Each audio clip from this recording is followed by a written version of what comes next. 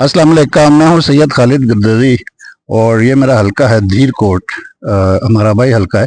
पिछले दिनों में पंजाब में जाना हुआ, पंजाब हुकूमत ने जो सरकारी मुलाजमीन है छोटे दर्जे के, उनके लिए कुछ इनिशिएटिव्स हमें बताए।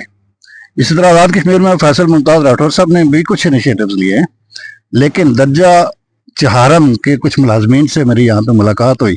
उसके सदर यहाँ पे मौजूद है हमारे साथ, वो बताएंगे कि उनके मुतालबात क्या हैं और हुकूमत उनके साथ क्या सलूक कर रही है या उन्हें क्या सलूक की तवक्के है। जी जनाब ज़हीर साहब, आपसे आपका नाम? बिस्मिल्लाहिर्रहमानिर्रहीम। मेरा नाम ज़हीर अहमद खान अब्बासी, दर्जा चारम आल एसोसिएशन आपके ख्यालात कश्मीर का सदर। सही है। और आपका तारफ? Zaheer Ahmed Abbasi, deputy general, deputy secretary. अच्छा, आपके ये मैंने देखे हैं 6 7 8 9 10 11। आप खुद बताएं कि ये क्या है, आपको क्या लगता है? आप एजुकेशन में किस में? जी सर, मैं एजुकेशन में हूँ। और सबसे पहले खालिद गर्दी साहब, आपका शुक्रिया कि आपने हमारे पूरे आज़ाद कश्मीर के दर्जा चारम मुलाजिम का मौक़िफ़ स्टेट पे लेने का फैसला किया।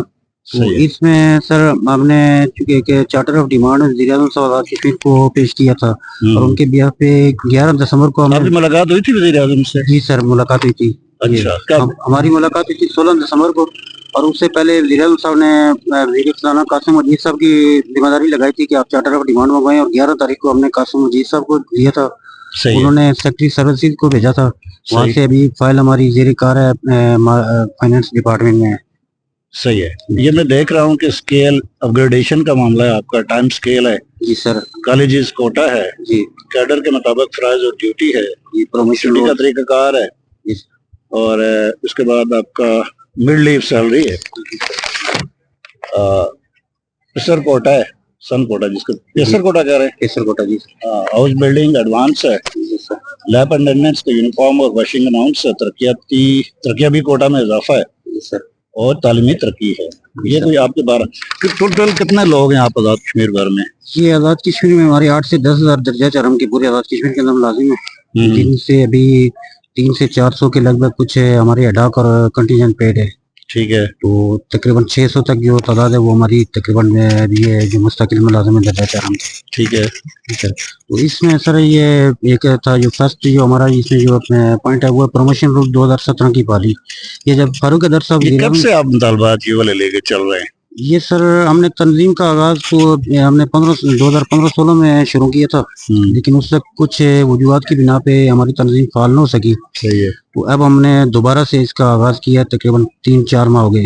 सही है। तो इसी सिलसिले में हमने दिसंबर में 16 दिसंबर को हमारी जो मरकजी बॉडी है वो फाइनल हुई है। तो अभी हम ये डिस्ट्रिक्ट के ऊपर काम कर रहे हैं, डिस्ट्रिक्ट वाइज बॉडियां हम मुकम्मल कर रहे हैं। ठीक हो गया। तो इससे पहले हुकूमतों से आपकी बात हुई है या नहीं?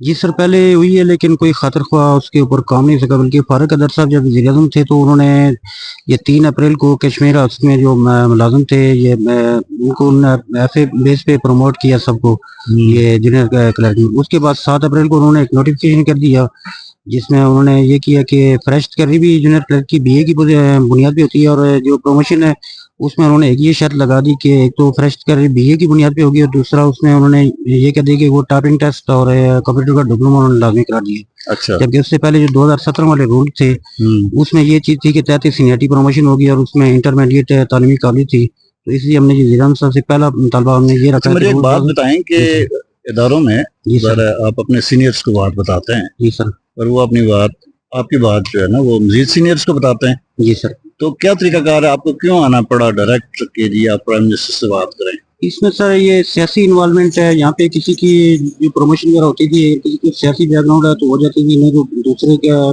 फिर अपने हक के लिए लोगों को अदालत आलिया से रिट करनी पड़ती थी।